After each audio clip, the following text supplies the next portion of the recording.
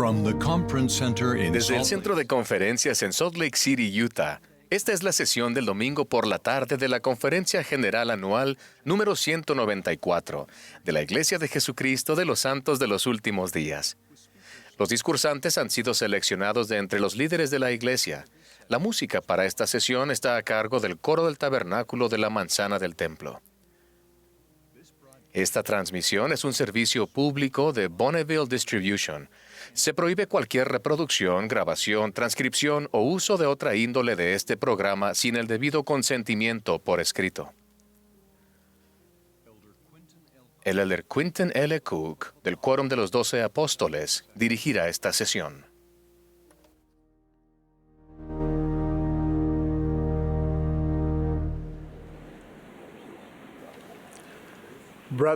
Hermanos y hermanas, les damos la bienvenida a la sesión del domingo por la tarde de la Conferencia General Anual número 194 de la Iglesia de Jesucristo de los Santos de los Últimos Días.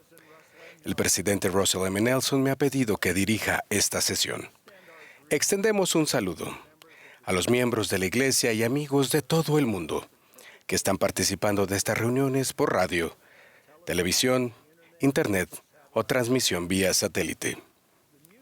La música de esta sesión estará a cargo de El Coro del Tabernáculo de la Manzana del Templo, bajo la dirección de Mac Wilberg y Ryan Murphy, con Andrew Onsworth y Richard Elliott al órgano.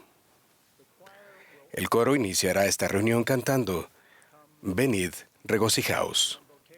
Luego el elder Carlos G. Revillo, de los 70, ofrecerá la primera oración.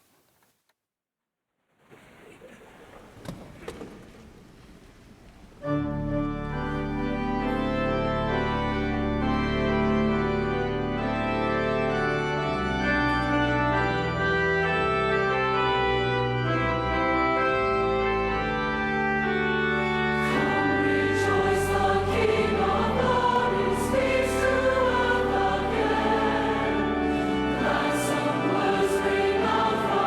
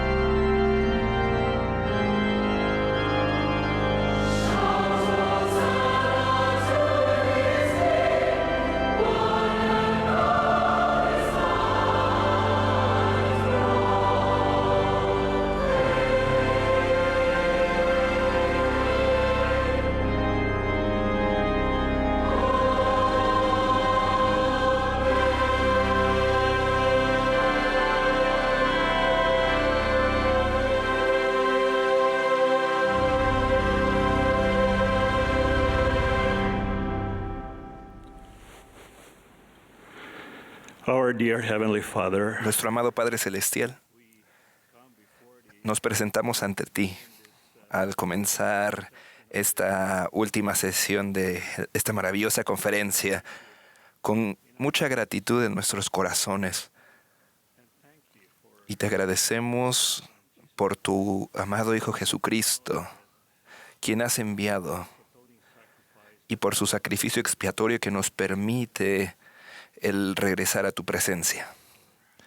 Gracias, Padre, por la restauración del Evangelio en estos últimos días.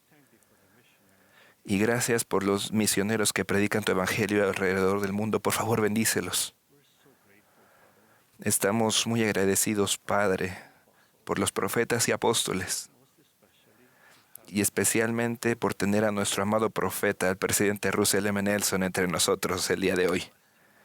Bendícelo con fortaleza. Y también a la primera presidencia y a todos los apóstoles. Nuestra oración, Padre, es que permitas que tu Espíritu esté con nosotros en este tiempo, de modo que nos ayude a comprender y a abrir nuestros corazones.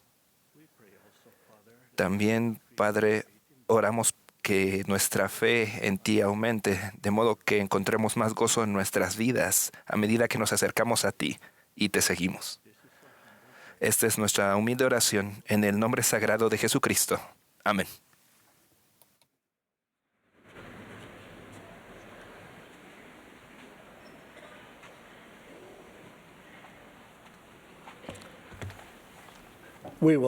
Ahora tendremos el privilegio de escuchar al elder D. Todd Christofferson, del Quórum de los 12 Apóstoles. Le seguirá el elder Taylor G. Godoy, de los 70. Después de sus mensajes, el coro cantará suave y tiernamente, Jesús os llama. Luego escucharemos al elder Gary E. Stevenson, del Quórum de los 12 Apóstoles, y al elder Matías Held, de los 70.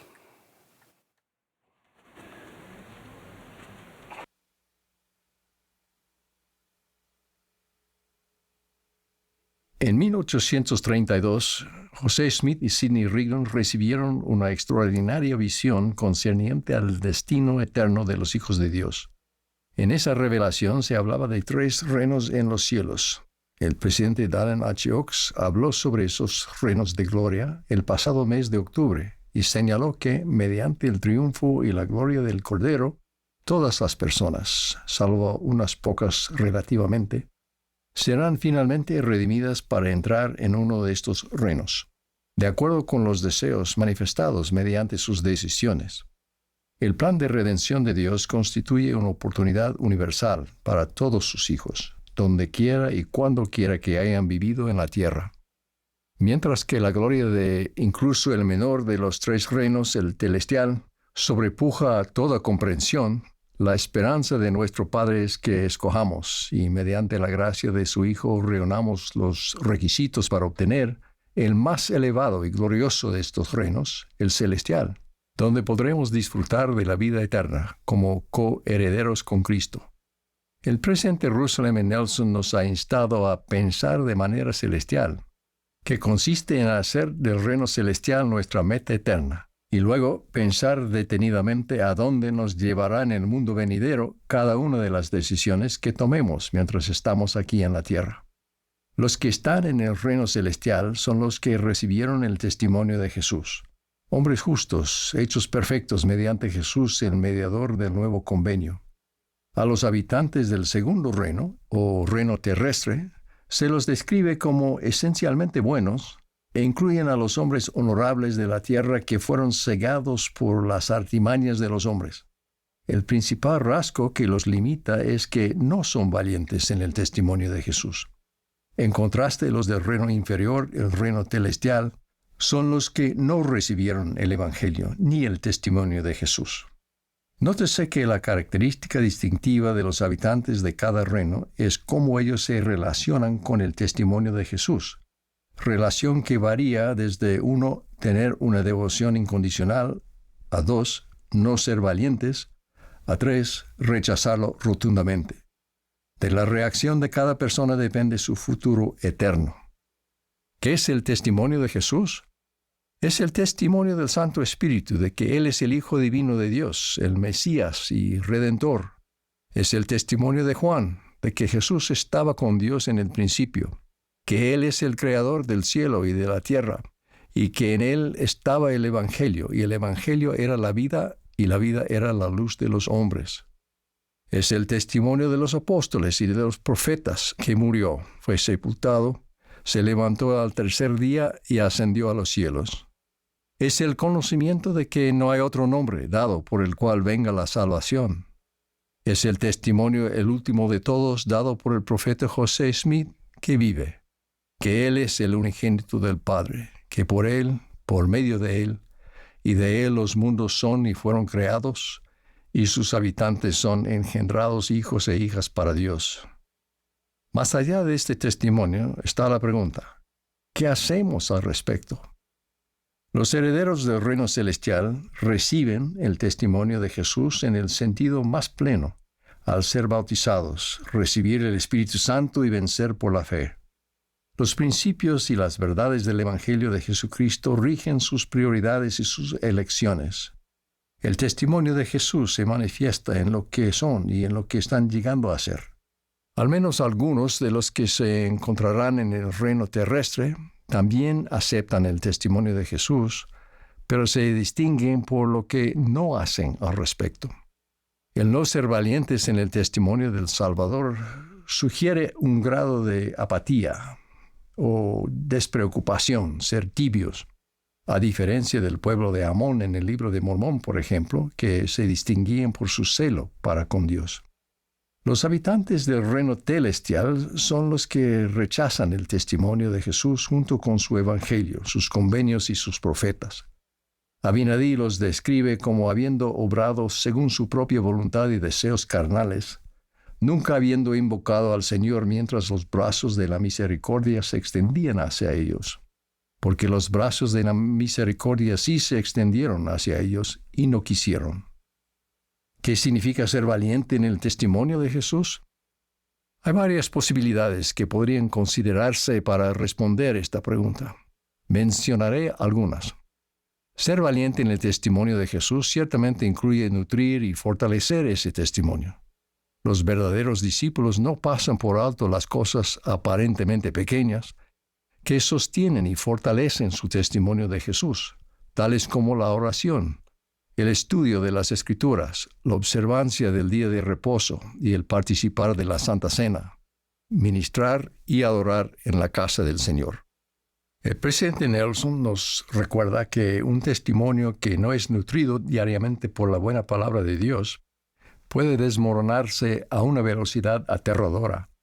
Por tanto, dijo, necesitamos experiencias cotidianas de adoración al Señor y estudio de su Evangelio. Ser valiente también sugiere dar a conocer nuestro testimonio de forma franca y pública.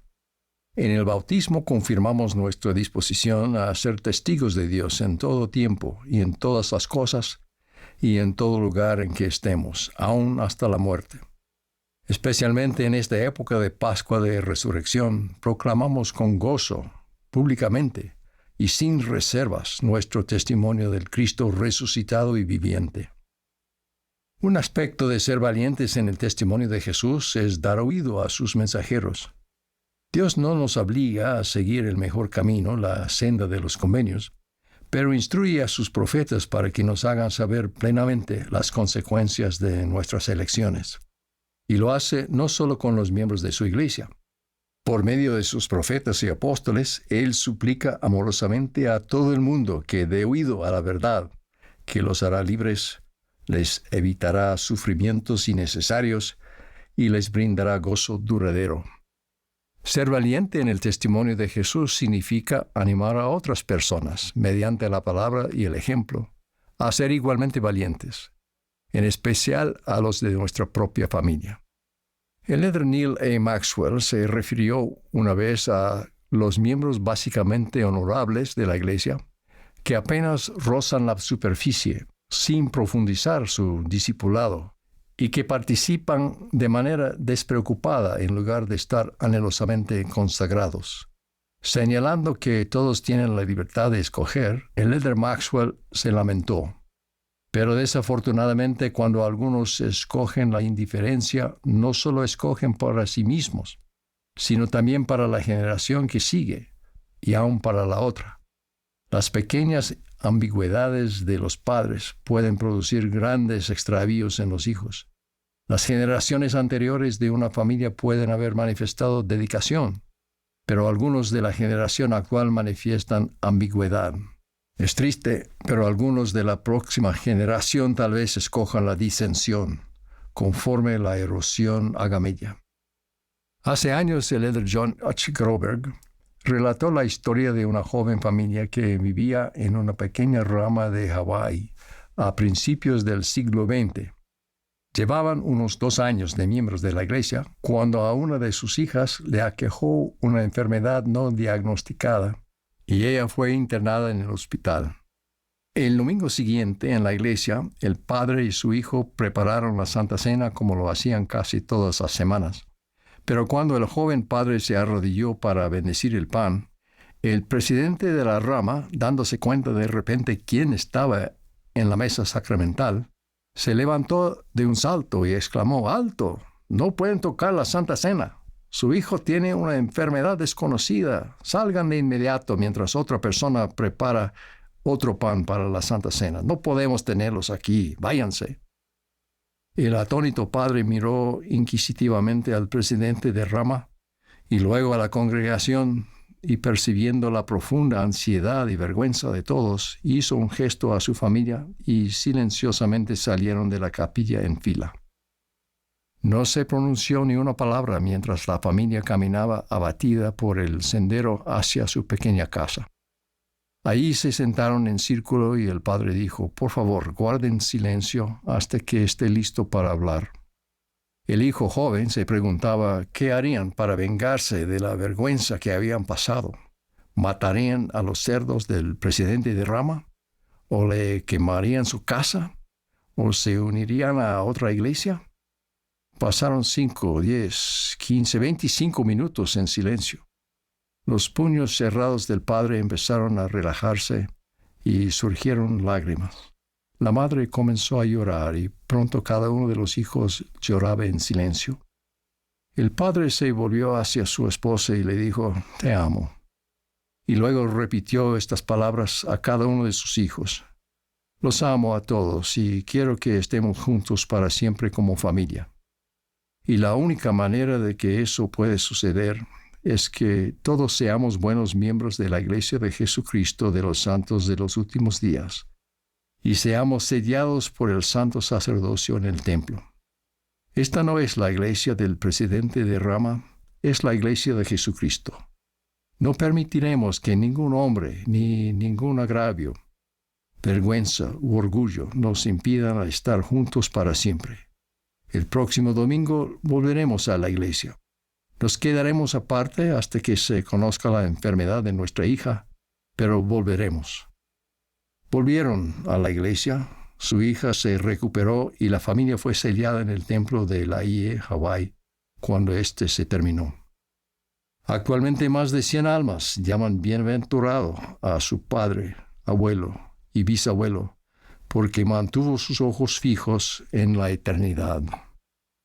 Un último aspecto que mencionaré de ser valientes en el testimonio de Jesús es nuestra búsqueda individual de la santidad personal. El profeta mormón describe a un grupo de santos que perseveraron de esa manera a pesar de haber tenido que pasar muchas aflicciones. No obstante, ayunaron y oraron frecuentemente, se volvieron más y más fuertes en su humildad y más firmes en la fe de Cristo, hasta henchir sus almas de gozo y de consolación. Sí, hasta la purificación y santificación de sus corazones. Santificación que viene de entregar el corazón a Dios. Lo que buscamos es este poderoso cambio en el corazón, entregar nuestro corazón a Dios y renacer espiritualmente mediante la gracia del Salvador. Mi invitación es que actúen ahora para asegurar su lugar como alguien que es valiente en el testimonio de Jesús. A medida que pueda ser necesario el arrepentimiento, No demoréis el día de vuestro arrepentimiento, no sea que a la hora en que menos lo penséis, el verano haya pasado y la siega haya terminado y vuestras almas estén sin salvar. Sean diligentes en cumplir sus convenios con Dios, no se sientan ofendidos a causa de lo estricto de la palabra. Acordaos de conservar siempre escrito el nombre de Cristo en vuestros corazones, para que no os halléis a la izquierda de Dios, sino que oigáis y conozcáis la voz por la cual seréis llamados, y también el nombre por el cual Él os llamará. Finalmente, proponed esto en vuestros corazones, dice el Señor, que haréis lo que yo os enseñaré y os mandaré. Nuestro Padre desea que todos sus hijos que quieren disfrutar de la vida eterna estén con Él en su reino celestial. Jesús sufrió, murió y resucitó para hacerlo posible. Él ha subido a los cielos y se ha sentado a la diestra de Dios para reclamar del Padre sus derechos de misericordia, que Él tiene sobre los hijos de los hombres. Ruego que todos seamos bendecidos con un testimonio ferviente del Señor Jesucristo, que nos regocijemos y seamos valientes en ese testimonio, y que disfrutemos de los frutos de su gracia continuamente en nuestra vida. En el nombre de Jesucristo. Amén. And enjoy the fruits of His grace in our lives continually. In the name of Jesus Christ, amen. Amen.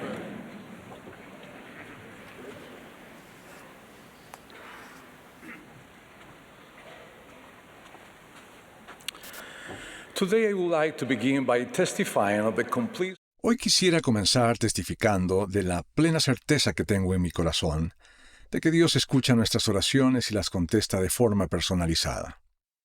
En un mundo que atraviesa tiempos de incertidumbre, dolor, decepción y desamor, podríamos sentirnos inclinados a confiar más en las capacidades y preferencias personales, así como en el conocimiento y seguridad que provienen del mundo. Esto podría hacer que pongamos en segundo plano a la fuente real de socorro y soporte que puede contrarrestar los desafíos de esta vida mortal. Recuerdo una ocasión en la que me encontraba hospitalizado por una afección, y me era difícil dormir. Al apagar las luces y al tornarse oscura la habitación, observé en el techo frente a mí un letrero reflectivo que decía: «Llame para no caer». ¿Cuál sería mi sorpresa cuando al día siguiente observé que ese mismo mensaje se hallaba repetidamente en varias partes de la habitación? ¿Por qué era tan importante ese mensaje? Al preguntarle a la enfermera, ella dijo: «Es para prevenir un golpe que podría aumentar el dolor que ella tiene». Esta vida, por su naturaleza, conlleva experiencias dolorosas, algunas inherentes a nuestro cuerpo físico, otras por nuestras debilidades o aflicciones, y también por la forma en que otros y nosotros usamos el albedrío. ¿Acaso hay promesa más poderosa que la que el mismo Salvador hizo cuando declaró: «Pedid y se os dará, buscad y hallaréis, llamad y se os abrirá»? La oración es el medio de comunicación con el Padre Celestial que nos permite llamar para no caer. Sin embargo, hay circunstancias en las que pudiésemos pensar que el llamado no ha sido escuchado, porque no recibimos una respuesta inmediata o de acuerdo a nuestras expectativas, lo que a veces deriva en ansiedad, tristeza y decepción. Pero recuerden la expresión de fe en el Señor cuando Nefi dijo: «¿Cómo es que no puede enseñarme a construir un barco?». Ahora me gustaría preguntarles: ¿cómo es que el Señor no puede instruirlos para evitar caer? La confianza en las respuestas de Dios implica aceptar que sus caminos no son nuestros caminos, y que todas las cosas tienen que acontecer en su hora. La certeza de saber que somos hijos de un Padre Celestial amoroso y misericordioso debería ser la motivación de llamar en oración, devota con una actitud de orar siempre sin desmayar, para que nuestras acciones sean consagradas en nuestro beneficio. Imagina los sentimientos del Padre Celestial cuando en cada oración hacemos una súplica en el nombre de su Hijo Jesucristo. Qué poder y ternura sumo se despliega cuando así lo hacemos. Las Escrituras están llenas de ejemplos de aquellos que llamaron para no caer. El Amán y su ejército, al enfrentarse a sus aflicciones, llamaron a Dios derramando su alma en oración. Recibieron seguridad, paz, fe y esperanza, y con ello cobraron ánimo y determinación hasta lograr su objetivo. Imaginen cómo habría llamado y clamado Moisés a Dios al encontrarse entre el Mar Rojo y los egipcios acercándose para atacar. O Abraham al obedecer el mandato de sacrificar a su hijo Isaac. Tengo la certeza de que cada uno de ustedes han tenido y tendrán experiencias donde llamar será la respuesta para no caer. Hace 30 años, mientras mi esposa y yo hacíamos los preparativos para nuestro matrimonio civil y en el templo, recibimos una llamada indicando que los matrimonios civiles estaban cancelados debido a una huelga. Recibimos la llamada 3 días antes de la fecha programada. Luego de varios intentos en otras oficinas, y al no encontrar citas disponibles, empezamos a afligirnos y a dudar si realmente tendríamos la oportunidad de casarnos de acuerdo a lo planeado. Mi prometida y yo llamamos, derramando nuestra alma en oración a Dios. De pronto alguien nos hizo saber de una oficina en un pueblo pequeño a las afueras de la ciudad, donde un conocido era el alcalde. Sin dudar fuimos a visitarlo y a preguntarle si era posible que nos casara. Para nuestra alegría nos dijo que sí. Su secretaria nos enfatizó que tendríamos que obtener un certificado en esa ciudad y entregar todos los documentos antes del mediodía del día siguiente. Al día siguiente nos trasladamos al pequeño pueblo y nos dirigimos a la estación de policía para solicitar el documento requerido. ¿Cuál sería nuestra sorpresa cuando el oficial dijo que no nos los daría debido a que muchas parejas de jóvenes tenían la costumbre de huir de sus familias para casarse en secreto en ese pueblo, lo que por supuesto no era nuestro caso. Nuevamente el temor y la tristeza se apoderó de nosotros. Recuerdo la forma en que silenciosamente llamé a mi Padre Celestial para no caer. Recibí una clara impresión en mi mente diciendo repetidamente, recomendación para el templo, recomendación para el templo. De inmediato saqué mi recomendación para el templo y se la entregué al oficial ante el desconcierto de mi prometida. ¡Qué sorpresa tuvimos al escuchar al oficial diciendo, ¿por qué no me dijeron que ustedes son de la Iglesia de Jesucristo de los Santos de los Últimos Días? Conozco bien su iglesia. De inmediato empezó a preparar el documento. Quedamos más sorprendidos cuando el oficial salió de la estación sin decir nada. Pasaron 50 minutos y no regresaba. Eran las 11:55 de la mañana y solo teníamos plazo hasta las 12 del mediodía para entregar los papeles. De pronto apareció con un bello perrito. Nos dijo que era un obsequio de matrimonio y nos lo entregó junto con el documento. Salimos corriendo hacia la oficina del alcalde con el documento y con nuestro nuevo perro. Vimos un vehículo oficial viniendo hacia nosotros. Me paré enfrente de él, y al detenerse el vehículo vimos a la secretaria dentro de él. Al vernos nos dijo, «Lo siento, les dije mediodía, debo salir a otra diligencia». Me humillé en silencio, llamando con todo mi corazón a mi Padre Celestial, pidiendo ayuda una vez más para no caer. De pronto el milagro sucedió. La secretaria nos dijo, «¡Qué bonito perro tienen! ¿Dónde podría encontrar uno así para mi hijo?» De inmediato respondimos, «Es para usted». La secretaria nos vio sorprendida y contestó, «Está bien, vayamos a la oficina y hagamos los arreglos». 2 días después, Carol y yo nos casamos en una ceremonia civil de acuerdo a lo planeado y posteriormente sellados en el templo de Lima, Perú. Por supuesto que necesitamos recordar que llamar es un tema de fe y de acción. Fe para reconocer que tenemos un Padre Celestial que contesta nuestras oraciones de acuerdo con su infinita sabiduría. Y luego, acción para ser consecuente con lo que pedimos. Orar, llamar, puede ser una muestra de nuestra esperanza. Pero el actuar luego de orar es una muestra de que nuestra fe es real. Fe que se pone a prueba en los momentos de dolor, temor o desilusión. Sugiero consideren lo siguiente. Primero, piensen siempre en el Señor como su primera opción para pedir ayuda. Entonces, segundo, llamen para no caer. Recurran a Dios en sincera oración. Tercero, Después de orar, hagan todo de su parte por conseguir las bendiciones por las que oraron. Cuarto, sean humildes para aceptar la respuesta en el tiempo de Él y a la manera de Él. Y quinto, no se detengan. Sigan adelante en el sendero de los convenios mientras reciben una respuesta. Quizás hay alguien en este momento que debido a las circunstancias sienta que está por caer y quisiera llamar como José Smith lo hizo al clamar. Oh Dios, ¿en dónde estás? ¿Hasta cuándo se detendrá tu mano y tu ojo? Aún en circunstancias como esta, oren con ímpetu espiritual tal como enseñó el presidente Nelson, porque sus oraciones siempre son escuchadas. Recuerden este himno.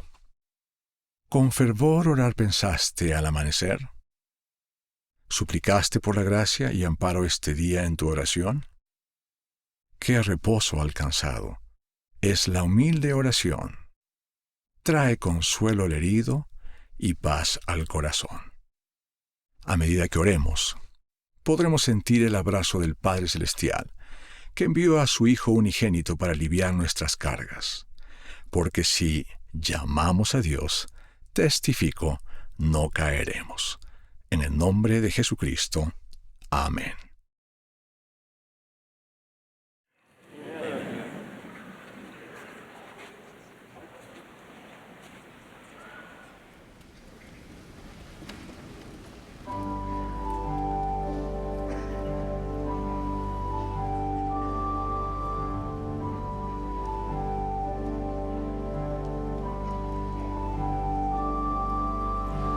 Softly and tenderly, Jesus.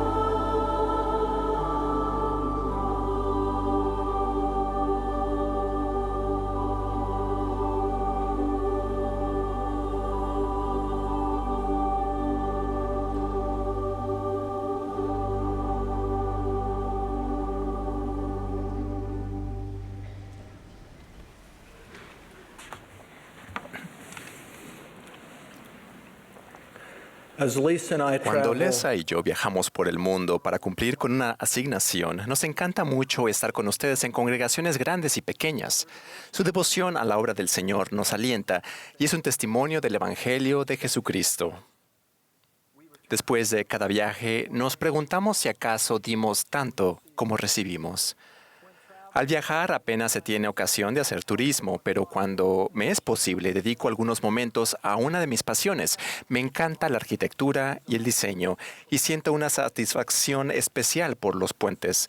Me maravillan los puentes colgantes, ya sea el puente Rainbow de Tokio o Tsing Ma de Hong Kong o el puente de la Torre de Londres u otros que he visto. Me maravilla la obra de ingeniería para construir esas complicadas estructuras.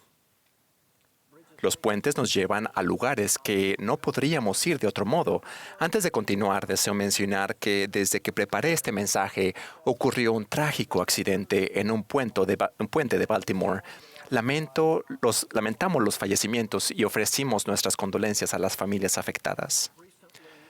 Hace poco, una asignación de conferencia me llevó hasta California, donde crucé el icónico puente Golden Gate, considerado una maravilla mundial de ingeniería. Esta estructura combina una forma bella con un propósito funcional y una ingeniería magistral. Es un puente colgante clásico con torres en ambos extremos que descansan sobre unos pilares inmensos. Las colosas torres idénticas que soportan el peso de las estructuras y se alzan sobre el océano fueron los primeros elementos que se construyeron. Ambas se reparten la carga de los extensos cables de suspensión y los tirantes verticales que sostiene la calzada inferior. Su gran capacidad estabilizadora, el poder de la torre es la magia que se esconde tras esta obra de ingeniería. Las imágenes de la primera fase de construcción dan testimonio de este principio de ingeniería. Cada uno de sus elementos traslada su carga a estas torres simétricas que están conectadas entre sí de un modo interdependiente. Cuando se completa el puente con sus dos poderosas torres firmemente asentadas y los pilares anclados a los cimientos del lecho rocoso, constituye una imagen de fuerza y belleza. Hoy los invito a contemplar este puente impresionante con sus torres ascendentes e idénticas, construidas sobre un cimiento firme desde una perspectiva del Evangelio. En el ocaso del ministerio de Jesucristo durante la Semana Santa, un fariseo abogado le hizo al Salvador una pregunta que él sabía que era casi imposible de responder. Maestro, ¿cuál es el gran mandamiento de la ley? El abogado le preguntó para tentarle buscando una respuesta legalista con una aparente intención engañosa, mas recibió una respuesta genuina, sagrada y divina. Jesús le dijo: amarás al Señor tu Dios con todo tu corazón y con toda tu alma y con toda tu mente. Ese es el primero y grande mandamiento. Volviendo a la analogía del puente, esta es la primera torre. Y la segunda es semejante a este: amarás a tu prójimo como a ti mismo. He aquí la segunda torre. De estos dos mandamientos dependen toda la ley y los profetas. Estos son los elementos restantes del puente. Examinemos cada uno de los dos grandes mandamientos revelados y enumerados en la respuesta de Jesucristo. Mientras lo hacemos, dejen que la imagen del magnífico puente colgante resuene en su mente. El primero, amar al Señor con todo su corazón, alma y mente. Es la respuesta que Jesucristo condensa la esencia de la ley, comprendida en las sagradas enseñanzas del Antiguo Testamento. Amar al Señor se centra primero en el corazón, en nuestra naturaleza. El Señor pide que amemos con toda nuestra alma, con todo nuestro ser consagrado, y que amemos con toda nuestra mente, nuestra inteligencia e intelecto. Amar a Dios no es algo limitado y finito, es infinito y eterno. Para mí, efectuar el primer gran mandamiento a veces me resulta algo abstracto y quizás abrumador, pero al considerar más las palabras de Jesús, este mandamiento se hace mucho más comprensible. Si me amáis, guardad mis mandamientos. Eso lo puedo hacer. Puedo amar a Padre Celestial y a Jesucristo, lo cual conduce a la oración, al estudio de las Escrituras y a la adoración en el templo. Amamos al Padre y al Hijo al pagar el diezmo, al santificar el día de reposo y llevar una vida virtuosa y casta, y al ser obedientes. Amar al Señor suele cuantificarse mediante los pequeños actos cotidianos o pasos que damos en la senda del convenio. Para los jóvenes, esto incluiría edificar en vez de criticar en las redes sociales, irse de la fiesta, del cine o de la actividad que suponga una amenaza para nuestras normas y así mostrar reverencia por lo sagrado. Consideren este tierno ejemplo. Era un domingo de ayuno. Vance y yo tocamos la puerta de una casita humilde. Como diáconos del coro, estábamos acostumbrados a escuchar a través de la puerta: «Por favor, pasen», en voz alta y tono amable con un fuerte acento alemán. La hermana Mueller, una de las varias viudas inmigrantes del barrio. A ella se le dificultaba abrir la puerta ya que era legalmente ciega. Al entrar en la casa sombría, ella nos saludaba amablemente y preguntaba: «¿Cómo se llaman? ¿Cómo están? ¿Aman al Señor?». Le contestábamos y decíamos que habíamos ido a recibir la ofrenda de ayuno. Aún a nuestra corta edad, sus circunstancias precarias eran aparentes y su respuesta llena de fe era muy conmovedora. Esta mañana puse una moneda de 10 centavos en el mostrador. Agradezco el ofrecer mi ofrenda de ayuno. ¿Serían tan amables de colocarla en el sobre y llenar el recibo de la ofrenda de ayuno? Su amor por el Señor elevó nuestra fe cada vez que salíamos de su casa. El rey Benjamín prometió poder extraordinario a aquellos que cumplan el primer gran mandamiento. Quisiera que considerases el bendito y feliz estado de aquellos que guardan los mandamientos. Son bendecidos en todas las cosas y si continúan fieles hasta el fin, son recibidos en el cielo en un estado de interminable felicidad. Amar al Señor conduce a la felicidad eterna.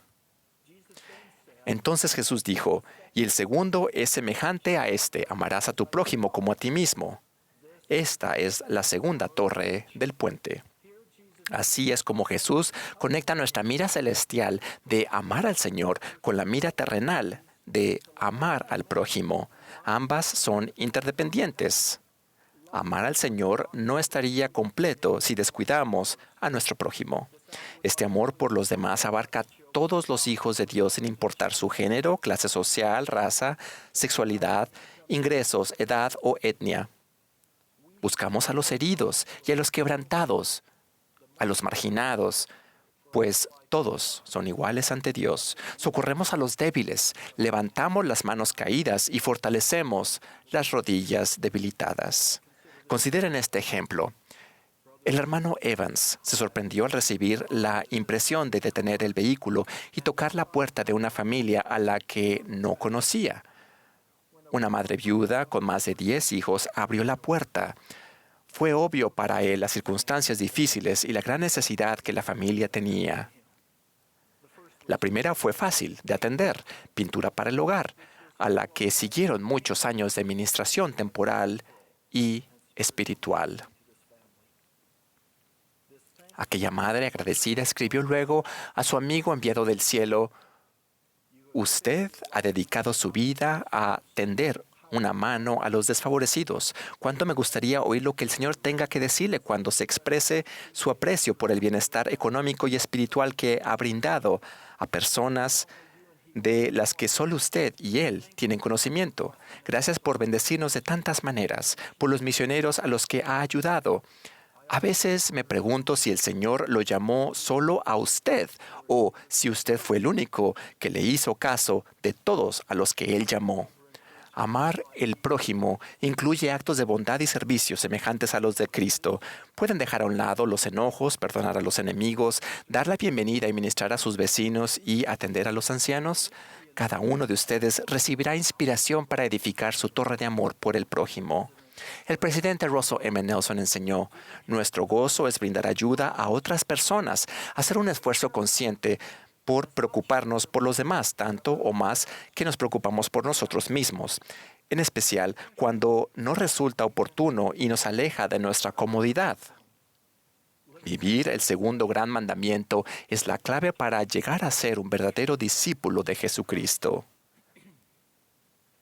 Jesús además enseñó, de esos dos mandamientos dependen toda la ley y los profetas. Esto es muy instructivo. Existe una interdependencia importante entre amar al Señor y amarnos unos a otros. Para que el puente Golden Gate realice la función para la que se diseñó, ambas torres deben ser igualmente fuertes y con el mismo poder soportar a partes iguales el peso de los cables tensores, la calzada y el tránsito que cruza el puente. Sin esta simetría de la ingeniería, el puente correría el riesgo de derrumbarse. Para que todo puente colgante cumpla con su propósito, sus torres deben funcionar juntas en completa armonía. Asimismo, nuestra capacidad para seguir a Jesucristo depende de la fortaleza y el poder que tengamos para vivir el primer y segundo mandamiento con equilibrio e idéntica devoción por ambos. Aunque el auge de la contención en el mundo es indicador de que en ocasiones no reconocemos u olvidamos esto, algunas personas están tan centradas en guardar los mandamientos que tienen poca tolerancia con aquellos a quienes consideran menos justos. A otras les causa amar a quienes eligen vivir fuera del convenio e incluso alejados de cualquier participación religiosa. Por el contrario, hay quienes hacen hincapié en la importancia de amar al prójimo sin reconocer que todos somos responsables ante Dios. Algunos niegan por completo la idea de que existe la verdad absoluta o el bien y el mal, y sostienen que lo único que necesitan es tolerar y aceptar incondicionalmente las dedicaciones de los demás. Cualquiera de estos desequilibrios podría provocar el derrumbe del puente espiritual de ustedes. El presidente Dallin H. Oaks describió esto cuando dijo, «Se nos manda a amar a todos», ya que la parábola de Jesús sobre el buen samaritano nos enseña que todos son nuestro prójimo, pero nuestro esmero por guardar el segundo mandamiento no debe hacernos olvidar el primero, de amar a Dios con todo nuestro corazón, alma y mente. La pregunta para hacernos es, ¿cómo construyo mi propio puente de fe y devoción, erigiendo altas torres de amor por Dios y por el prójimo? Pues poniendo manos a la obra. Nuestros primeros intentos quizás se parezcan a un bosquejo hecho en una servilleta o unos planos muy primerizos del puente que deseamos construir. Podría consistir en algunas metas realistas para entender más el Evangelio del Señor o afirmar a juzgar menos a los demás. Nadie es demasiado joven ni demasiado viejo para empezar. Con el tiempo y planeando con oración y reflexión, las ideas toscas se refinan, las nuevas acciones se convierten en hábitos y los bosquejos se convierten en planos meticulosos. Construimos nuestro propio puente espiritual con el corazón y la mente entregados al Padre Celestial y a su Hijo unigénito y también a los hermanos y a las hermanas con quienes trabajamos, jugamos y vivimos. En los próximos días, cuando pasen por un majestuoso puente colgante o cuando lo vean en una fotografía con sus torres prominentes, los invito a recordar los dos grandes mandamientos que Jesucristo describió en el Nuevo Testamento. Luego que las instrucciones del Señor nos inspiren, que nuestro corazón y nuestra mente se eleven para amar al Señor y se extiendan para amar al prójimo. Ruego que esto fortalezca nuestra fe en Jesucristo y su expiación, de la cual testifico, en el nombre de Jesucristo. Amén.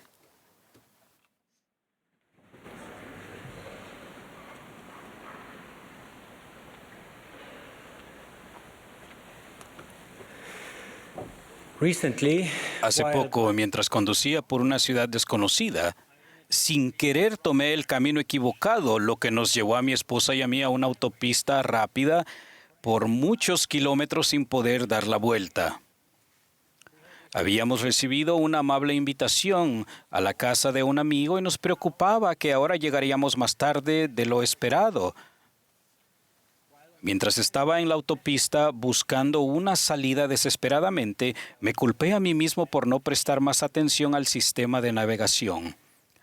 Esa experiencia me hizo pensar en la manera en que a veces tomamos malas decisiones en nuestra vida y en la manera en que debemos vivir con las consecuencias con humildad y paciencia hasta que podamos volver a cambiar de rumbo.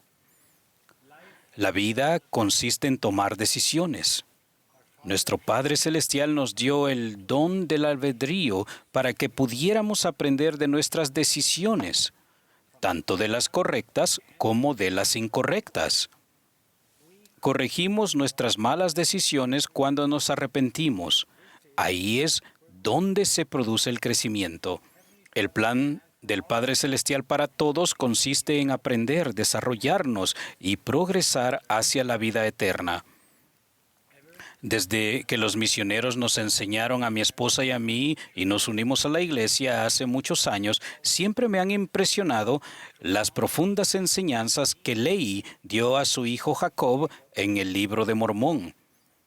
Le enseñó que el Señor Dios le concedió al hombre que obrara por sí mismo y que es preciso que haya una oposición en todas las cosas. Para poder ejercer nuestro albedrío, necesitamos tener opciones opuestas para considerarlas. Al hacerlo, el Libro de Mormón nos recuerda también que hemos sido suficientemente instruidos y que el Espíritu de Cristo se ha dado a cada uno de nosotros para discernir el bien del mal. En la vida nos enfrentamos constantemente a muchas decisiones importantes. Por ejemplo, elegir si seguiremos o no los mandamientos de Dios. Elegir tener fe y reconocer cuándo ocurren milagros o esperar con incredulidad a que algo suceda antes de elegir creer.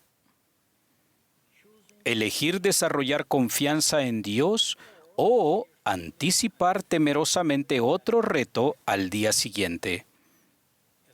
Al igual que cuando tomé el camino equivocado en esa autopista, sufrir las consecuencias de nuestras propias malas decisiones a menudo puede ser doloroso porque solo podemos culparnos a nosotros mismos.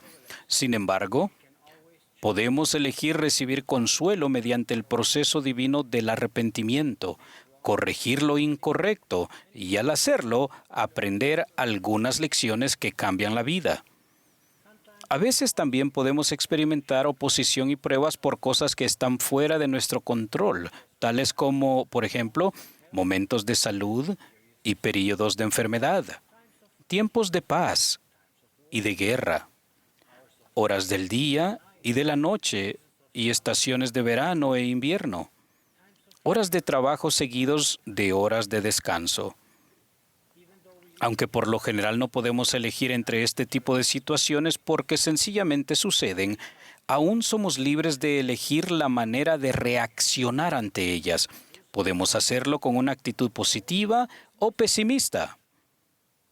Podemos buscar aprender de la experiencia y pedir la ayuda y el apoyo de nuestro Señor, o podemos pensar que estamos solos en esta prueba y que debemos sufrirla solos. Podemos ajustar nuestras velas ante la nueva realidad o podemos decidir no cambiar nada.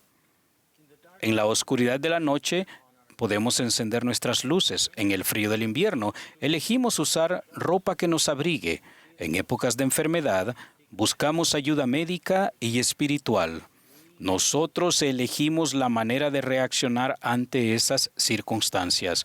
Ajustar, aprender, buscar y elegir son todos verbos de acción. Recuerden que somos agentes y no objetos. Y nunca olvidemos que Jesús prometió tomar sobre sí los dolores y las enfermedades de su pueblo, a fin de que sepa cómo socorrernos o ayudarnos a medida que nos volvemos a Él. Podemos elegir edificar nuestro fundamento sobre la roca que es Jesucristo, para que cuando venga el torbellino no tenga poder sobre nosotros. Él ha prometido que a cualquiera que venga a Él, Él lo recibirá, y benditos son los que vienen a Él. Ahora bien, hay un principio adicional que es especialmente importante. Leigh dijo que es preciso que haya una oposición en todas las cosas. Eso significa que los opuestos no existen separados el uno del otro. Ellos incluso pueden complementarse. No seríamos capaces de reconocer el gozo a menos que hubiéramos experimentado pesar en algún momento. Sentir hambre a veces nos ayuda a estar agradecidos cuando volvemos a tener suficiente para comer. No seríamos capaces de reconocer la verdad, a menos que también hubiéramos visto las mentiras de vez en cuando. Todos esos opuestos son como las dos caras de una misma moneda. Ambas partes están siempre presentes. Charles Dickens dio un ejemplo de esta idea cuando escribió: era el mejor de los tiempos, era el peor de los tiempos. Permítanme dar un ejemplo de nuestra propia vida. Casarnos, formar una familia y tener hijos nos brindó los mayores momentos de gozo que jamás hayamos experimentado en nuestra vida, pero también los momentos de dolor, angustia y aflicción más profundos cuando algo le sucedió a alguno de nosotros. El gozo y la dicha infinitos con nuestros hijos a veces también fueron seguidos por periodos recurrentes de enfermedades, hospitalizaciones y noches de insomnio llenas de angustia, además del alivio que encontramos en las oraciones y bendiciones del sacerdocio. Esas experiencias contrastantes nos enseñaron que nunca estamos solos en los momentos de sufrimiento y también nos mostraron cuánto podemos soportar con el socorro y la ayuda del Señor. Esas experiencias nos ayudaron a moldearnos de maneras maravillosas y todo ha valido la pena. ¿No es eso a lo que vinimos? En las Escrituras también encontramos algunos ejemplos interesantes. Leí enseñó a su hijo Jacob que las aflicciones que sufrió en el desierto le ayudaron a conocer la grandeza de Dios y que Dios consagraría sus aflicciones para su provecho. Durante el cruel encarcelamiento de José Smith en la cárcel Liberty, el Señor le dijo que todas estas cosas le servirían de experiencia y serían para su bien. Finalmente, el sacrificio infinito de Jesucristo fue ciertamente el ejemplo más grande de dolor y sufrimiento que jamás se haya visto, pero también trajo consigo las maravillosas bendiciones de su expiación para todos los hijos de Dios. Donde hay sol, también debe haber sombras. Las inundaciones pueden traer destrucción, pero por lo general también traen vida. Las lágrimas de dolor a menudo se convierten en lágrimas de alivio y felicidad. Los sentimientos de tristeza cuando los seres queridos se marchan se compensan más tarde con el gozo de volver a encontrarse. En épocas de guerra y destrucción, ocurren muchos pequeños actos de bondad y amor para aquellos que tienen ojos para ver y oídos para oír. Nuestro mundo actual a menudo se caracteriza por el miedo y la ansiedad, miedo a lo que el futuro pueda traernos. Pero Jesús nos ha enseñado a confiar y a mirar hacia Él en todo pensamiento, a no dudar, a no temer. Hagamos un esfuerzo constante muy consciente por ver las dos caras de cada moneda que se nos asigne en la vida. Aunque a veces no podamos ver ambas caras de inmediato, podemos saber que siempre están ahí y confiar en ello. Podemos estar seguros de que nuestras dificultades, pesares, aflicciones y dolores no nos definen. Más bien la manera como los afrontamos es lo que nos ayudará a crecer y a acercarnos a Dios. Son nuestras actitudes y decisiones las que nos definen mucho mejor que nuestros desafíos. Cuando estén sanos, valórenlo y agradezcan por ello en todo momento. Cuando estén enfermos, busquen aprender pacientemente de ello y sepan que esto puede volver a cambiar según la voluntad de Dios. Cuando estén tristes, confíen en que la felicidad está cerca, solo que a menudo aún no podemos verla. Cambien conscientemente su enfoque y eleven sus pensamientos a los aspectos positivos de los desafíos, porque sin duda siempre están ahí. Nunca se olviden de ser agradecidos. Elijan creer, elijan tener fe en Jesucristo, elijan confiar siempre en Dios, elijan pensar de manera celestial como nos enseñó el presidente Russell M. Nelson. Recordemos siempre el maravilloso plan que nuestro Padre Celestial tiene para nosotros. Él nos ama y envió a su Hijo amado para ayudarnos en nuestras pruebas y para abrirnos la puerta para regresar a Él. Jesucristo vive y está allí en todo momento, esperando que escojamos acudir a Él para que nos brinde socorro, fortaleza y salvación. De estas cosas testifico en el nombre de Jesucristo. Amén.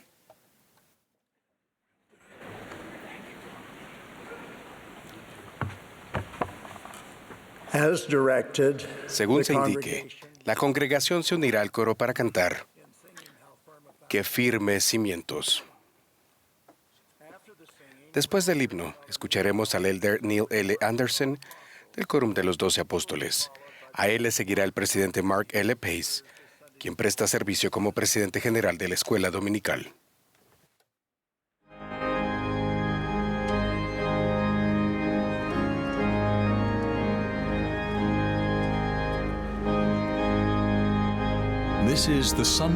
Esta es la sesión del domingo por la tarde de la Conferencia General Anual número 194 de la Iglesia de Jesucristo de los Santos de los Últimos Días.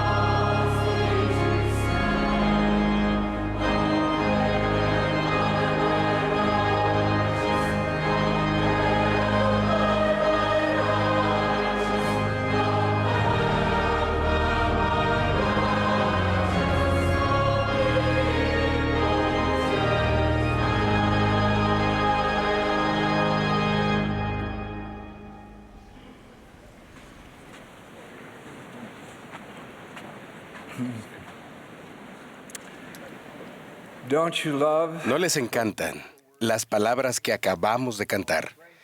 Y fuerza y vida, y paz os daré, y salvos de males vosotros seréis.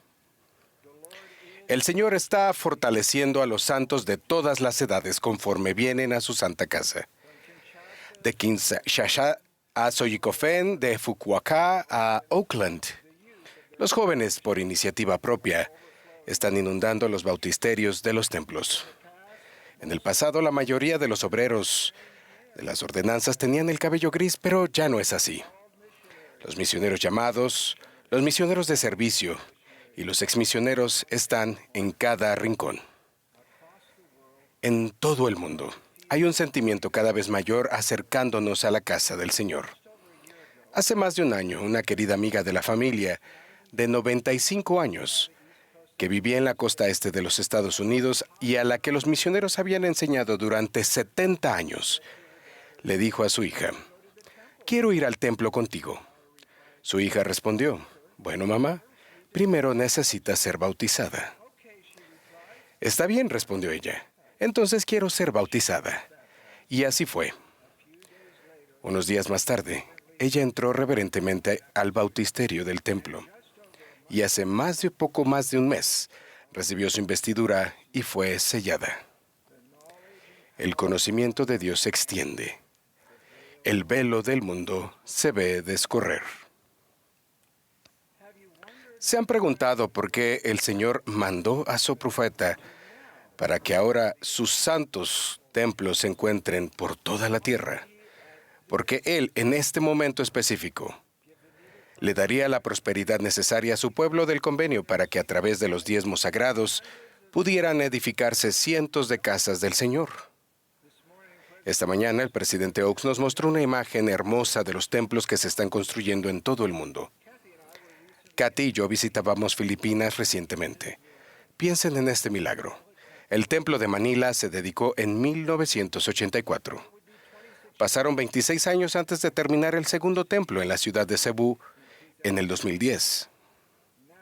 Ahora, 14 años más tarde, se están construyendo, diseñando o preparando para su dedicación 11 templos, desde el norte hasta el sur: Loag, Tuguegarao, Santiago, Urdaneta, Alabang, Naga, la ciudad de Tacloban, Iloilo, Bacolod, Cagayan de Oro y Davao. Es impresionante ver las maravillosas maravillas de Dios. Por todo el mundo tenemos casas del Señor cada vez más cerca de nosotros. ¿Por qué en nuestros días? El Señor indicó que en los últimos días habría angustia entre las naciones. Las personas serían amadoras de sí mismas. Todas las cosas estarían en conmoción. Abundaría la confusión y desmayaría el corazón de los hombres. Ciertamente hemos visto cómo desmaya el corazón de hombres y mujeres ante aquellos atractivos del mundo, la distracción de voces seductoras, el descuido del alimento espiritual o la fatiga de las exigencias del discipulado. Tal vez se hayan entristecido al ver que alguien a quien aman, que en otro momento habló sinceramente de su fe en Jesucristo, dio testimonio del libro de Mormón y que con entusiasmo ayudó a edificar el reino de Dios, de pronto, y al menos por ahora, se aleja de sus creencias y están al margen de la iglesia. Mi consejo para ustedes es: no caigan en desesperación, porque ninguna cosa es imposible para Dios. Con esta conmoción profetizada y la incredulidad en el mundo, el Señor prometió que habría un pueblo del convenio, que esperaría ávido su regreso. Un pueblo que se mantendría en lugares santos y no sería movido de su sitio. Habló de un pueblo justo que resistiría los engaños del adversario, disciplinaría su fe, pensarían celestialmente y confiarían plenamente en el Salvador Jesucristo. ¿Por qué el Señor ahora nos acerca a cientos de sus templos? Una razón es que en medio del tumulto y las tentaciones del mundo, Él ha prometido fortalecer y bendecir a sus santos del convenio, y sus promesas se están cumpliendo. ¿Cómo nos fortalecen, consuelan y protejan estas santas casas? Encontramos una respuesta en las súplicas del profeta José Smith durante la dedicación del templo de Kirkland. Fue en este templo donde los santos cantaron: cantemos, gritemos con huestes del cielo. El Salvador mismo se apareció y regresó a profetas del pasado para conferir llaves del sacerdocio adicionales al Evangelio restaurado.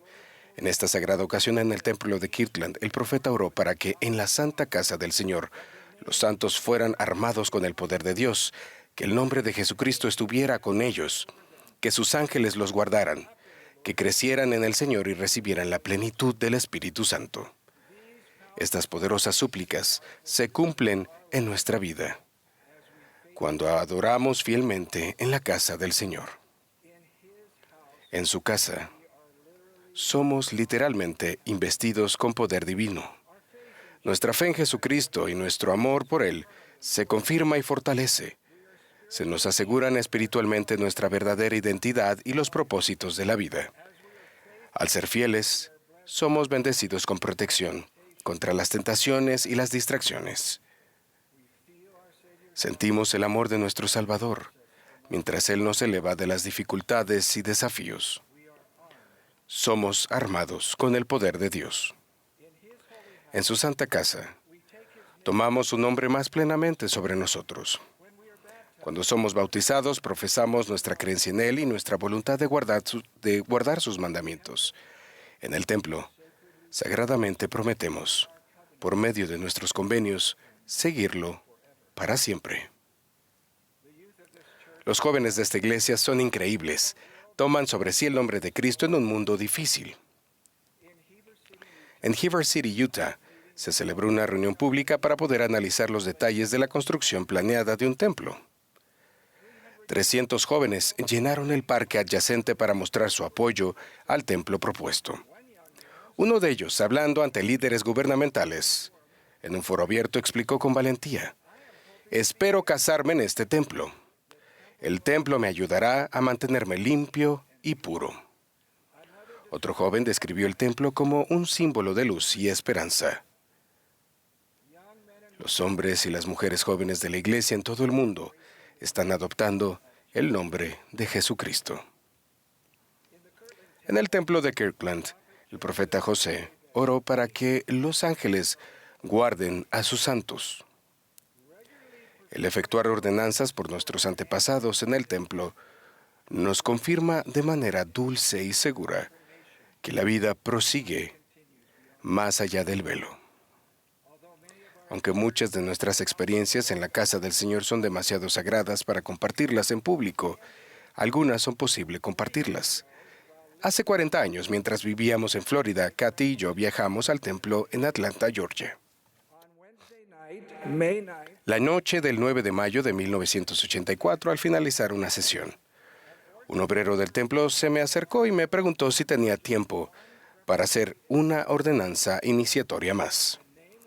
El nombre de la persona a la que representaba era inusual. Se llamaba Eleazar Sersi. Al día siguiente, el templo estaba lleno de santos. Mientras yo me preparaba para hacer la segunda investidura del día, se me dio el nombre de la persona a la que iba a representar. Para mi sorpresa, el nombre era el de la misma persona de la noche anterior, Eleazar Sersi. Sentí el Espíritu del Señor al efectuar la investidura. Esta tarde, estando aún en el templo, Kathy vio a una amiga de la familia de edad avanzada, la hermana Dolly Fernández, quien vivía ahora en Atlanta. Sin tener ningún miembro varón de la familia acompañándola ese día, me preguntó si podría ayudar en el sellamiento de su padre a los padres de él. Por supuesto, fue un honor para mí. Al arrodillarme en el extremo del altar para esta sagrada ordenanza, escuché una vez más el nombre que ahora estaba inscrito en mi mente, el de su padre, Eleazar Sersi. Creo firmemente que después de esta vida, conoceré y abrazaré a aquel hombre, conocido en su vida mortal como Eleazar Sersi. La mayoría de nuestras experiencias en la casa del Señor nos brindan paz con gozo y revelación con calma, más que una intervención dramática. Sin embargo, tengan la certeza, los ángeles nos guardan. Se nos confiere el don del Espíritu Santo al ser confirmados miembros de la Iglesia. Cada semana, al participar dignamente del pan y del agua en memoria de nuestro Salvador, se nos promete que su Espíritu estará siempre con nosotros. Si vamos con corazones dispuestos a la casa del Señor, el lugar más santo de la tierra, crecemos en el Señor y podemos recibir la plenitud del Espíritu Santo. Por el poder del Espíritu Santo, somos llenos de paz y gozo y de una esperanza inefable. Recibimos la fortaleza para seguir siendo sus discípulos, incluso estando fuera de estos lugares santos. El presidente Nelson declaró: nuestro Salvador y Redentor Jesucristo llevará a cabo algunas de sus obras más maravillosas entre ahora y cuando vuelva de nuevo. Veremos indicios milagrosos de que Dios el Padre y Jesucristo presiden esta iglesia en majestad y gloria. El cubrir de casas del Señor toda la tierra es una obra poderosa y un indicio milagroso. Mis amados amigos, si somos capaces y aún no hemos aumentado nuestra asistencia al templo, busquemos con regularidad más tiempo para adorar en la casa del Señor. Oremos por los templos que se han anunciado, para que se puedan comprar propiedades, que los gobiernos aprueben los planes y que los trabajadores talentosos vean sus dones magnificados y que las sagradas dedicaciones traigan consigo la aprobación del cielo y la visita de ángeles. El templo es literalmente la casa del Señor. Les prometo que al asistir dignamente y con oración a su santa casa, serán fortalecidos con su poder. Su nombre estará sobre ustedes.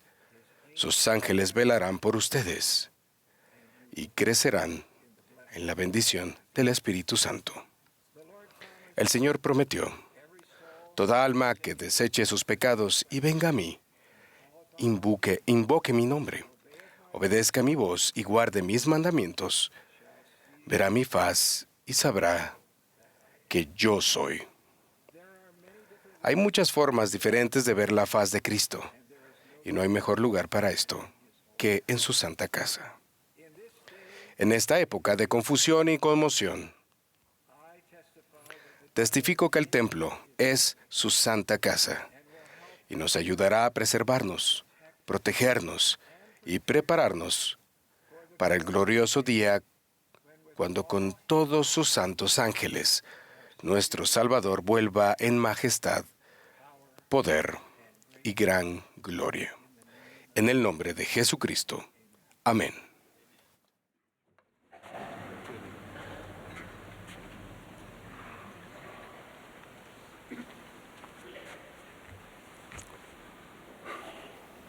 Dear brothers and sisters, Queridos hermanos y hermanas, estamos muy agradecidos por sus esfuerzos al leer las Escrituras con Ven, sígueme. Gracias por todo lo que están haciendo. Su conexión diaria con Dios y con su palabra tiene profundas consecuencias. Estáis poniendo los cimientos de una gran obra y de las cosas pequeñas proceden las grandes. Leer las enseñanzas del Salvador en las Escrituras nos ayuda a transformar nuestros hogares en santuarios de fe y en centros de aprendizaje del Evangelio. Invita al Espíritu a nuestro hogar. El Espíritu Santo llena nuestra alma de gozo y nos convierte en discípulos de Jesucristo para toda la vida. En los últimos años, al leer los libros de las Escrituras Sagradas, hemos obtenido una visión panorámica de las enseñanzas de Dios a sus hijos en todas las principales dispensaciones del Evangelio. En cada dispensación encontramos un modelo que nos resulta familiar. Dios restaura o revela el Evangelio de Jesucristo por medio de sus profetas. Las personas siguen a los profetas y son bendecidas enormemente. No obstante, con el tiempo, algunas personas dejan de dar oído a las palabras de los profetas y se apartan del Señor y de su Evangelio. Esto es a lo que llamamos apostasía. El Evangelio fue revelado en primer lugar a Adán, pero algunos de sus hijos se apartaron del Señor en apostasía. Vemos un modelo de la restauración y apostasía, el cual se repite en las dispensaciones de Enoc, Noé, Abraham, Moisés y otros. Hoy en día vivimos en la dispensación del cumplimiento de los tiempos. Esta es la única dispensación que no terminará en apostasía. Esta es la dispensación que dará paso a la segunda venida del Salvador Jesucristo y a su reinado milenario. Entonces, ¿cuál es la diferencia en esta dispensación? ¿Qué nos ha proporcionado el Señor en este día, especialmente en la actualidad, que nos ayudará a acercarnos al Salvador y no apartarnos nunca de Él? Una respuesta que me viene a la mente son las Escrituras, en particular el Libro de Mormón, otro testamento de Jesucristo. Aunque Dios ha prometido que nunca habrá otra apostasía general, necesitamos ser conscientes y prudentes a fin de evitar una apostasía personal, recordando, tal como ha enseñado el presidente Russell M. Nelson, que todos somos individualmente responsables de nuestro propio crecimiento espiritual. Estudiar el Libro de Mormón como lo estamos haciendo este año siempre nos acerca más al Salvador y nos ayuda a permanecer cerca de Él. Le llamamos estudiar y está bien, porque implica esfuerzo, pero no siempre es necesario que aprendamos algo nuevo. A veces leer el Libro de Mormón es simplemente acerca de sentirnos conectados con Dios hoy, en nutrir el alma, en ser fortalecidos espiritualmente antes de salir a enfrentarnos al mundo, o en hallar sanación después de un día difícil en el mundo. Estudiamos las Escrituras para que el Espíritu Santo, el Gran Maestro, pueda profundizar nuestra conversión al Padre Celestial y a Jesucristo y ayudarnos a llegar a ser más semejantes a ellos. Con estas ideas en mente podemos preguntarnos, ¿qué nos ha enseñado el Espíritu Santo esta semana durante nuestro estudio del Libro de Mormón? ¿Cómo nos acerca esto más al Salvador?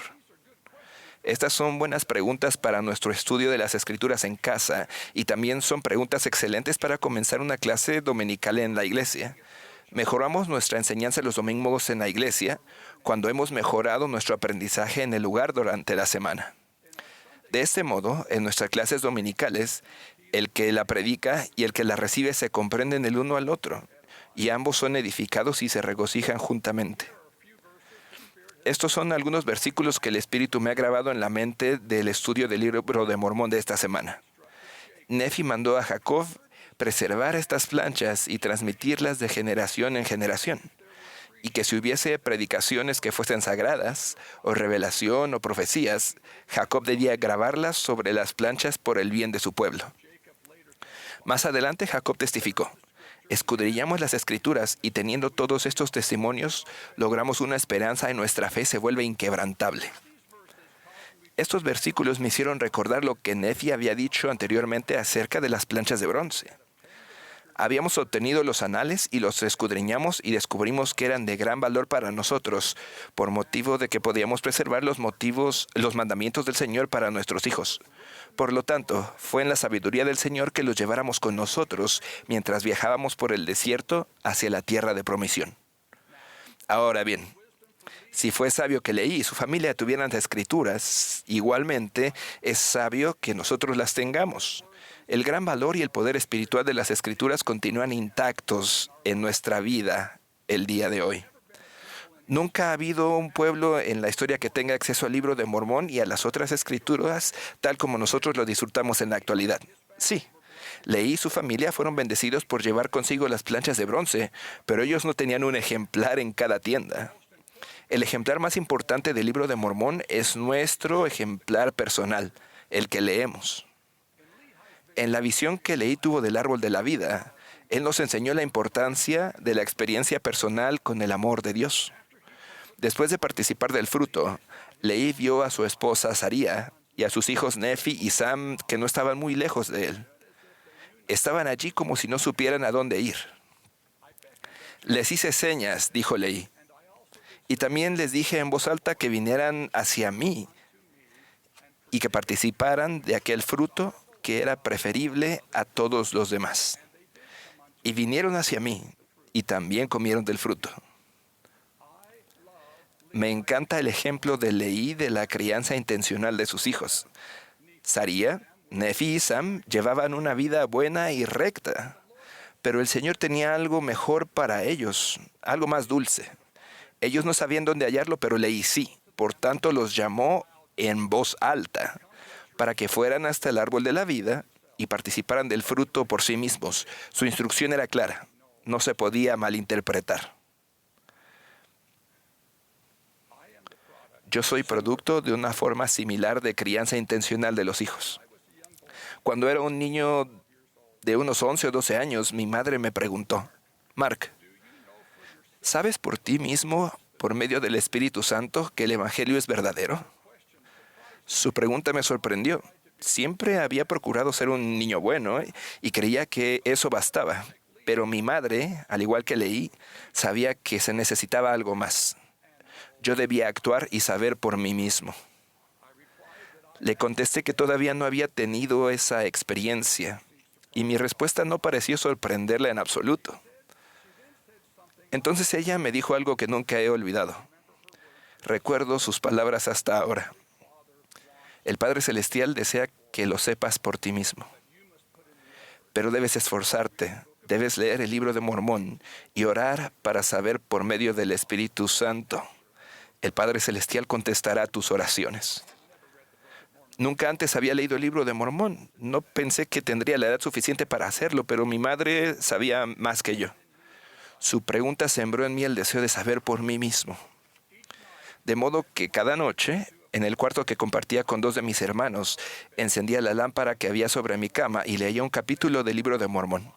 Luego, después de apagar la luz, salía sigilosamente de la cama y me ponía de rodillas a orar. Y oraba con más sinceridad y mayor deseo de lo que nunca antes lo había hecho. Y le pedí al Padre Celestial que me hiciera saber acerca de la veracidad del libro de Mormón. Desde el momento en que comencé a leer el libro de Mormón, sentí que el Padre Celestial estaba al tanto de mis esfuerzos. Sentí que yo era importante para Él. Cuando leía y oraba, un agradable sentimiento de paz reposaba sobre mí.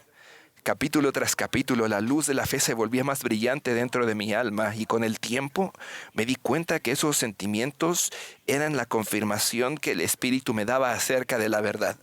Llegué a saber por mí mismo que el libro de Mormón es verdadero y que Jesucristo es el Salvador del mundo. Cuán agradecido estoy por la invitación inspirada de mi madre. Esa experiencia de lectura del libro de Mormón cuando era niño estableció un modelo de estudio de las Escrituras que continúa bendiciéndome hasta hoy. Todavía leo el libro de Mormón y me arrodillo en oración, y el Espíritu Santo confirma las verdades del libro una y otra vez. Nefi tenía razón. Es en la sabiduría del Señor que llevemos las Escrituras con nosotros a lo largo de nuestra vida. El libro de Mormón es la piedra clave que hace que esta dispensación sea distinta a todas las anteriores. A medida que estudiemos el libro de Mormón y sigamos al profeta viviente, no habrá apostasía personal en nuestra vida. La invitación a acercarnos al árbol de la vida, haciéndonos a la palabra de Dios, no es solamente una invitación de Leí a su familia, y no es tampoco solamente una invitación de mi madre para que yo leyera y orara acerca del libro de Mormón. También es una invitación de nuestro profeta, el presidente Russell M. Nelson, a cada uno de nosotros. Les prometo, dijo él, que si cada día estudian el libro de Mormón con espíritu de oración, cada día tomarán mejores decisiones. Les prometo que cuando mediten lo que estudien, se abrirán las ventanas de los cielos y recibirán respuestas a sus propias preguntas y dirección para su vida. Ruego que leer el libro de Mormón este año sea un gozo y una bendición para cada uno de nosotros y que nos acerque aún más al Salvador. El Padre Celestial vive. Jesucristo es nuestro Salvador y Redentor. El libro de Mormón contiene sus palabras y transmite su amor. El presidente Russell M. Nelson es el profeta viviente del Señor sobre la tierra en la actualidad. Sé que estas cosas son verdaderas, gracias al testimonio confirmador del Espíritu Santo. Testimonio que yo recibí por primera vez mientras leía el libro de Mormón cuando era un niño. En el nombre de Jesucristo. Amén.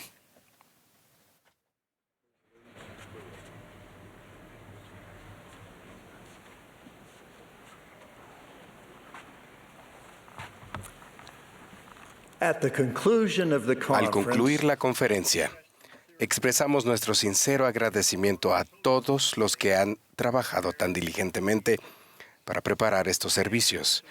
Agradecemos a quienes han discursado y a quienes han proporcionado la música inspiradora. El último discursante de esta sesión será nuestro amado profeta, el presidente Russell M. Nelson. Después del mensaje del presidente Nelson, el coro concluirá esta conferencia cantando "Ya regocijemos". La última oración la ofrecerá la hermana Amy A. Wright, quien sirve como primera consejera de la Presidencia General de la Primaria. Y la conferencia entrará en receso. My dear brothers and sisters, Mis queridos hermanos y hermanas, hoy es un día histórico para el presidente Dallin H. Oaks y para mí. Hace 40 años, el 7 de abril de 1984, fuimos llamados al quórum de los 12 apóstoles. Desde entonces nos hemos regocijado en cada conferencia general, incluyendo esta. Nuevamente todos hemos sido bendecidos con un sagrado derramamiento del Espíritu. Espero que en los próximos meses estudien repetidamente los mensajes de esta conferencia. Cuando nací, en la iglesia había 6 templos en funcionamiento. Uno en cada uno de los siguientes sitios: St. George, Logan, Manti y Salt Lake City, en Utah, así como en Cardston, Alberta, Canadá, y Laie, Hawái. Anteriormente, habían funcionado 2 templos por poco tiempo, uno en Kirtland, Ohio, y otro en Nauvoo, Illinois. Al trasladarse el cuerpo principal de la iglesia al oeste, los santos se vieron obligados a dejar atrás esos 2 templos. El templo de Nauvoo fue destruido por el fuego de un incendio provocado. Posteriormente fue reconstruido y luego dedicado por el presidente Gordon B. Hinckley. El templo de Kirtland fue profanado por enemigos de la iglesia. Más tarde, fue adquirido por la Comunidad de Cristo, quienes han sido sus propietarios durante muchos años. El mes pasado, anunciamos que la Iglesia de Jesucristo de los Santos de los Últimos Días ha adquirido el templo de Kirtland, junto con varios edificios históricos importantes en Nauvoo. Agradecemos mucho las conversaciones cordiales y beneficiosas para ambas partes que sostuvimos con los líderes de la Comunidad de Cristo y que condujeron a este acuerdo. El templo de Kirtland tiene una importancia excepcional en la restauración del Evangelio de Jesucristo. Varios de los acontecimientos que tuvieron lugar allí habían sido profetizados milenios antes y fueron esenciales para que la Iglesia restaurada del Señor cumpliera su misión en los últimos días. El acontecimiento más importante de todos ocurrió el 3 de abril de 1836. Ese día, José Smith y Oliver Cowdery recibieron una serie de visitas extraordinarias. Primero, se apareció el Señor Jesucristo. El profeta registró que sus ojos eran como llama de fuego. El cabello de su cabeza era blanco como la nieve pura. Su semblante brillaba más que el resplandor del sol, y su voz era como el estruendo de muchas aguas. Durante su visita, el Señor confirmó su identidad. Él dijo: soy el primero y el último. Soy el que vive. Soy el que fue muerto. Soy vuestro abogado ante el Padre. Luego Jesucristo declaró que había aceptado el templo como su casa e hizo esta asombrosa promesa: me manifestaré a mi pueblo en misericordia en esta casa. Esta promesa significativa se aplica a cada templo dedicado de la actualidad. Los invito a meditar en lo que significa la promesa del Señor para ustedes personalmente. Tras la visita del Salvador, se apareció Moisés. Moisés confirió sobre José Smith las llaves del recogimiento de Israel y del regreso de las 10 tribus. Al cerrarse esta visión, apareció Elías y entregó la dispensación del Evangelio de Abraham a José. Entonces se apareció Elías el profeta. Su aparición dio cumplimiento a la promesa de Malaquías de que antes de la segunda venida, el Señor enviaría a Elías el profeta para hacer volver el corazón de los padres hacia los hijos y el corazón de los hijos hacia los padres. Elías, el profeta, confirió a José Smith las llaves del poder para sellar. Resulta imposible recalcar lo suficiente la importancia de que se hayan devuelto a la tierra estas llaves mediante 3 mensajeros celestiales bajo la dirección del Señor. Las llaves del sacerdocio constituyen la autoridad y el poder de la presidencia. Las llaves del sacerdocio gobiernan la forma en que se puede usar el sacerdocio de Dios para llevar a cabo los propósitos del Señor y bendecir a todos los que aceptan el Evangelio restaurado de Jesucristo.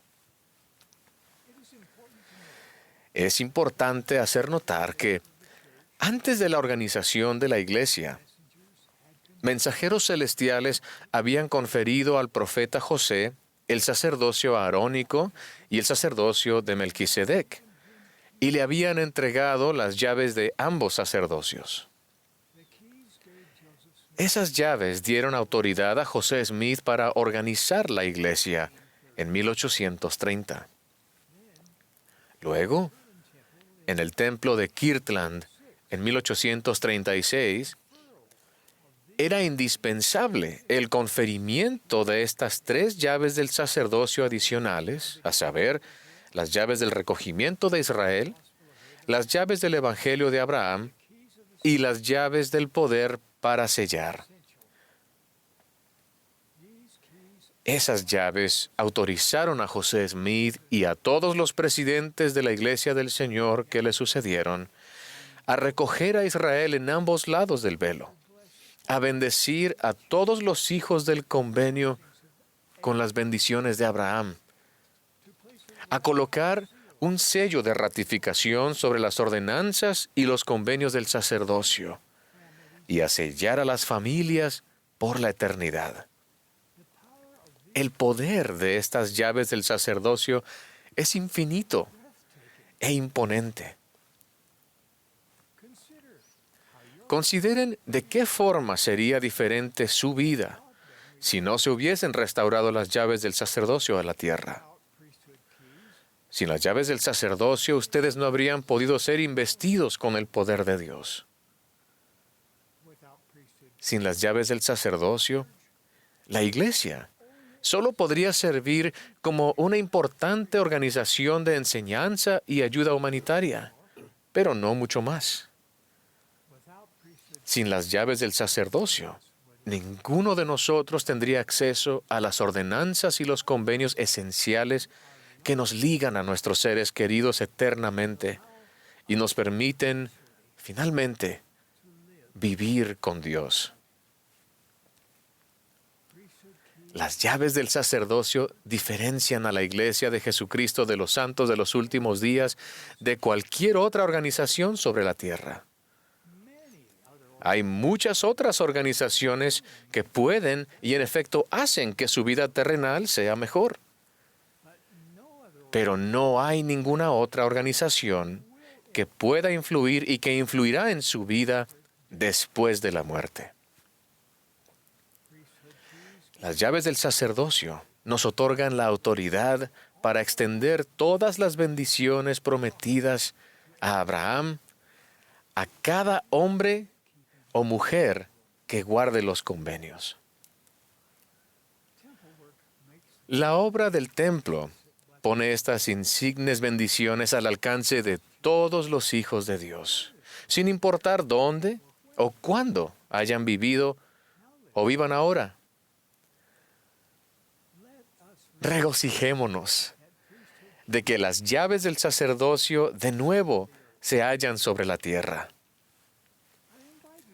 Los invito a que consideren atentamente las siguientes 3 declaraciones. 1. El recogimiento de Israel es una evidencia de que Dios ama a todos sus hijos en todas partes. 2.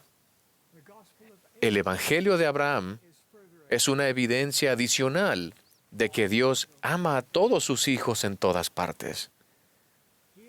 Él invita a todos a venir a Él.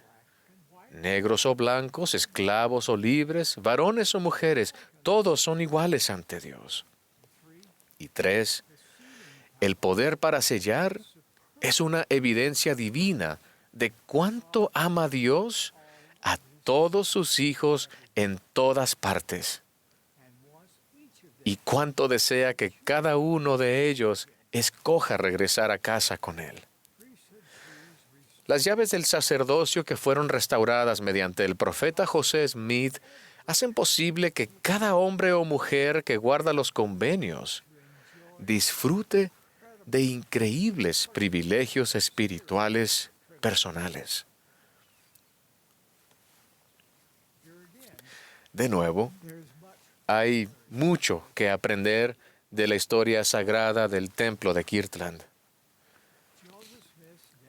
La oración dedicatoria del templo de Kirtland que ofreció José Smith constituye una instrucción de cómo el templo nos da poder a ustedes y a mí para hacer frente a los desafíos de la vida en estos últimos días. Los aliento a estudiar esa oración, que está registrada en la sección 109 de Doctrina y Convenios. La oración dedicatoria que le fue dada por revelación enseña que el templo es una casa de oración, una casa de ayuno, una casa de fe, una casa de instrucción, una casa de gloria, una casa de orden, una casa de Dios. Esa lista de atributos es mucho más que una descripción de un templo. Es una promesa de lo que puede pasarles a quienes sirven y adoran en la casa del Señor. Ellos pueden esperar recibir respuestas a la oración, revelación personal, mayor fe, fortaleza, consuelo, aumento de conocimiento y de poder.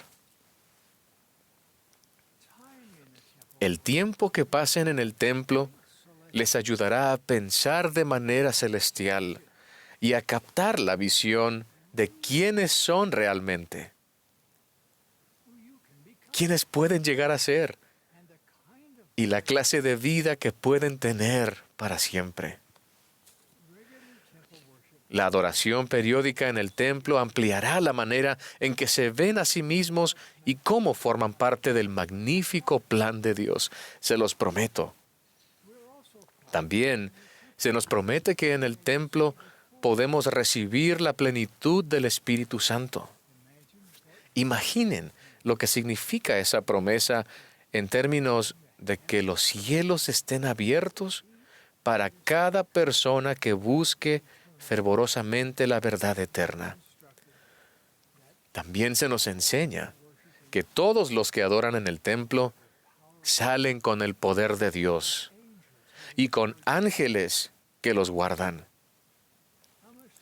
¿Cuánto aumenta su confianza el saber que por ser una mujer o un hombre investidos y armados con el poder de Dios, ¿no tienen que afrontar la vida solos? ¿Cuánto valor les concede el saber que los ángeles realmente les ayudarán? Se nos promete finalmente que ninguna combinación inicua prevalecerá sobre aquellos que adoran en la casa del Señor. Entender los privilegios espirituales que el templo hace posible es vital para nosotros hoy en día. Mis queridos hermanos y hermanas, esta es mi promesa. Nada les ayudará más a aferrarse a la barra de hierro que adorar en el templo con regularidad y la regularidad que sus circunstancias les permitan. Nada los protegerá más cuando hagan frente a los vapores de tinieblas del mundo. Nada reforzará más su testimonio del Señor Jesucristo y de su expiación, y nada les ayudará más a entender el magnífico plan de Dios. Nada calmará más su espíritu en los momentos de dolor. Nada abrirá más los cielos. Nada. El templo es la puerta a las bendiciones más grandes que Dios tiene para cada uno de nosotros. El templo es el único lugar sobre la tierra donde podemos recibir todas las bendiciones prometidas a Abraham. Por ello, estamos haciendo todo lo que está en nuestro poder bajo la dirección del Señor para hacer que las bendiciones del templo estén más al alcance de los miembros de la iglesia. Así es que nos complace anunciar que planeamos edificar un nuevo templo en cada uno de los 15 lugares siguientes. Uturoa, French Polynesia. Chihuahua, Mexico. Florianópolis, Brazil. Rosario, Argentina. Edinburgh, Scotland. Brisbane, Australia, South area. Victoria, British Columbia. Yuma, Arizona. Houston, Texas, South area. Des Moines, Iowa. Cincinnati, Ohio. Honolulu, Hawaii. West Jordan, Utah. Lehi, Utah, and Maracaibo, Venezuela. My dear brothers and sisters, Mis queridos hermanos y hermanas, testifico que esta es la iglesia de Jesucristo de los santos de los últimos días. Él está a la cabeza.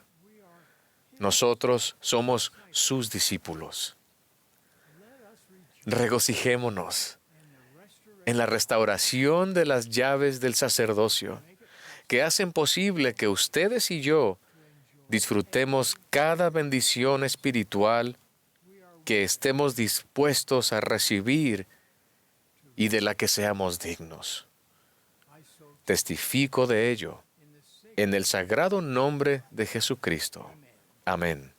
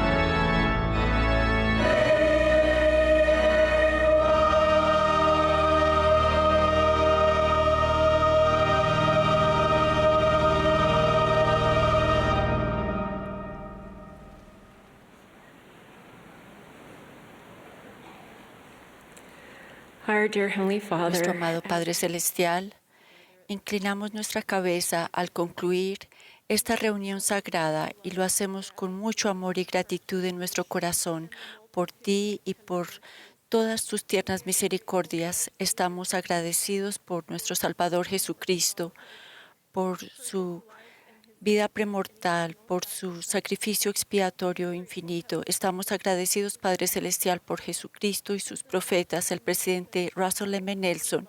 Oh, cuánto lo amamos y lo apoyamos. Oramos por nuestro querido profeta y su esposa Wendy.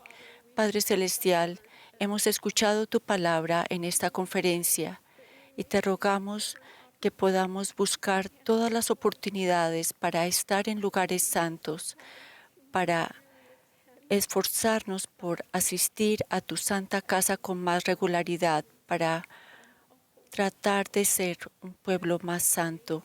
Rogamos esto en el sagrado nombre del mensajero del convenio, Jesucristo. Amén.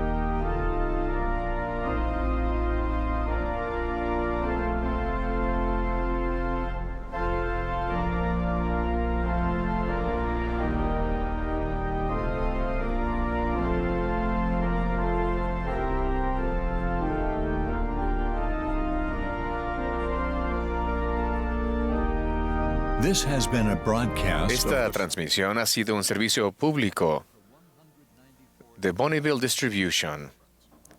Esta ha sido la transmisión de la sesión del domingo por la tarde de la Conferencia General Anual número 194 de la Iglesia de Jesucristo de los Santos de los Últimos Días.